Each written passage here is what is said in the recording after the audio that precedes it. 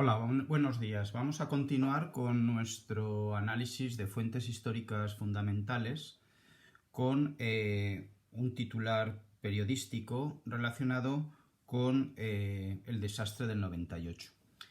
Bueno, antes de comentar esta fuente histórica, algunos me habéis preguntado cómo se pueden estudiar las fuentes históricas. Bueno, realmente no sabemos qué fuente histórica nos van a hacer comentar. Lo que yo sí que os recomendaría, miraros lo que es la introducción a lo que sería cualquier comentario de fuente histórica, pues el tipo de texto, el tipo de fuente, el autor, el destinatario, el contexto histórico, porque eso os lo pueden preguntar.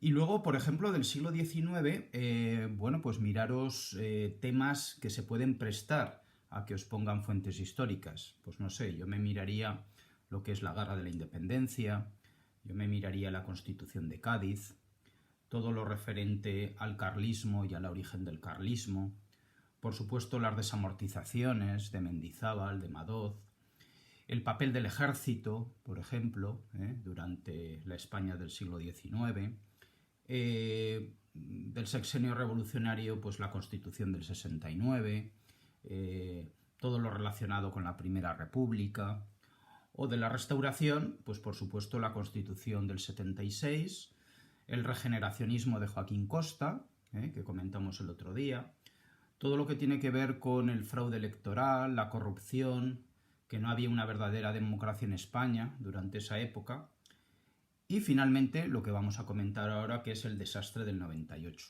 O sea, mirándoos pues un poco estos bloques, diríamos, de temas importantes del 19, pues seguramente alguna fuente histórica estará relacionada con alguno de ellos.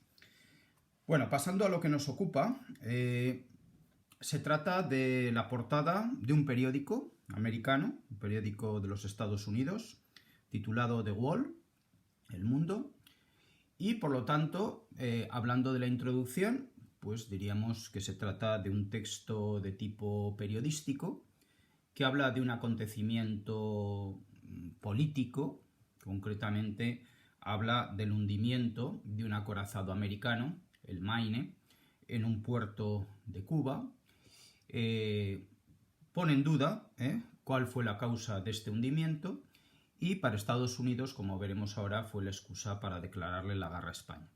Por lo tanto, texto de tipo periodístico, temática política, relacionada con la guerra entre España y Estados Unidos.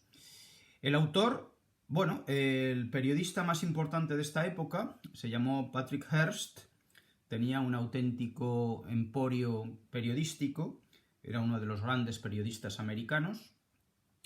El destinatario, pues sobre todo la población de los Estados Unidos de América, es una fuente primaria, por supuesto, y el contexto histórico, pues en España, pues lo que sería la época de la Restauración, la regencia de María Cristina, y en Estados Unidos es la época del presidente McKinley, que era el presidente de los Estados Unidos.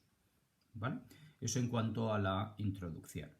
Bueno, aquí se junta, bueno, por un lado el texto, que son titulares de este periódico, en inglés, por supuesto, y luego un dibujo, no es una caricatura, sino que es un dibujo del momento en el cual se hunde este acorazado americano. Bueno, sobre esta fuente histórica se pueden comentar muchas cosas, ¿no? Pero yo sobre todo destacaría tres. Por un lado, que es un ejemplo característico de lo que ahora llamamos popularmente como fake news, noticias falsas. La prensa americana publica un bulo para tener una excusa y así declarar la guerra a España. Podría ser un ejemplo de fake news, como veremos luego. Por otro lado, es un ejemplo de lo que se llamó prensa amarilla, en inglés yellow press.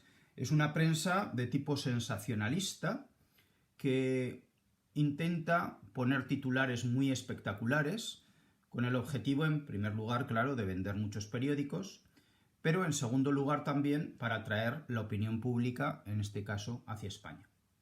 Por lo tanto, sería un ejemplo muy claro de prensa amarilla. Y luego, También yo destacaría que es un ejemplo también de patrioterismo. El patrioterismo sería como una especie de nacionalismo radical, un nacionalismo más malentendido, que tendría como objetivo de alguna forma enfervorizar a la población de los Estados Unidos para culpar a España de la muerte de estos marineros en el acorazado Maine. Esto en inglés se llama jingoísmo, ¿de acuerdo? Este nacionalismo de tipo radical. Jingoísmo, con J. Esas tres cosas son importantes, ¿no? Por un lado, ejemplo de fake news.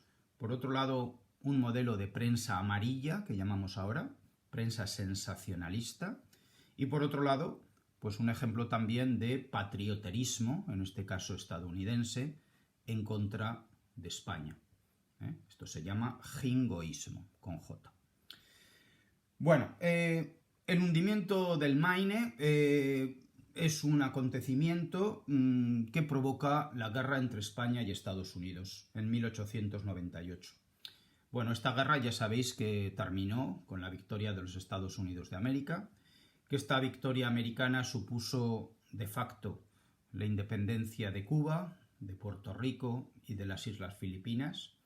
Los cubanos, sobre todo, recordad que habían empezado una guerra contra España ya en 1868, al comienzo del sexenio democrático, y que durante esos 30 años pues habían siempre reivindicado la independencia. En el caso de Puerto Rico es una isla que también interesaba mucho a los intereses americanos. Cuba y Puerto Rico son dos islas que están en el Caribe, y lo mismo ocurre con las Islas Filipinas en Asia, en el Océano Pacífico. Otro tema también importante es hasta qué punto fue real la noticia, ¿no? ¿Fue una explosión fortuita? ¿Fue provocada por los propios americanos para tener una excusa a costa de que murieran parte de sus soldados? ¿Fue realmente, como acusaban los americanos, un sabotaje por parte de los españoles?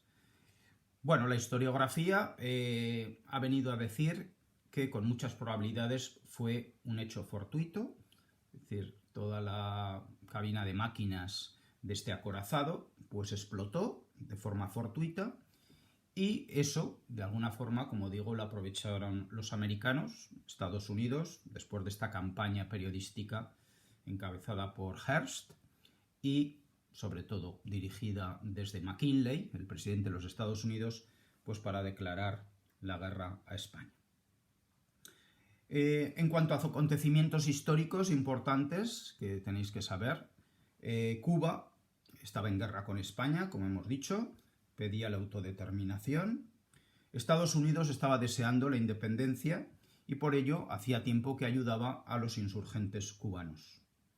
La situación, por lo tanto, era tensa entre España y Estados Unidos, pero evidentemente no era una situación de guerra. El presidente americano, McKinley, ordenó a un acorazado, el Maine, que se dirigiera al puerto de La Habana, a un puerto cubano. Evidentemente, la visita de este acorazado americano no era deseada por el gobierno español y el objetivo era un poco intimidar, ¿no? Intimidar a las autoridades españolas que estaban allí en Cuba y a la marina española que estaba en la isla. En cualquier caso, las relaciones entre España y Estados Unidos no se habían roto, no se habían declarado la guerra, hasta ese día 15 de febrero de 1898, cuando se produce la gran explosión del barco. Esto provoca inmediatamente que los Estados Unidos declararan la guerra a España, culpando pues, de sabotaje al gobierno español. Por supuesto, el gobierno español negó cualquier responsabilidad en la explosión y propuso que se nombrara una comisión internacional para que decidiera qué había causado la explosión del acorazado. Anteriormente, esto es importante destacarlo, Estados Unidos había intentado comprar la isla a España, es decir, había hecho una oferta en firme que a cambio de millones de dólares, pues que España le vendiera a los Estados Unidos la isla de Cuba.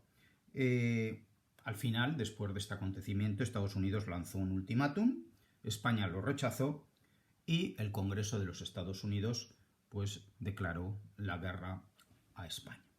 Fue una guerra naval, fue muy rápida, podemos decir que los americanos pues luchaban con acorazados, con barcos de guerra, y exagerando, pues los españoles tenían pues barquichuelas, pateras para defenderse. Enseguida la guerra se trasladó a Filipinas. La flota española fue destruida también en Cavite en mayo de 1898.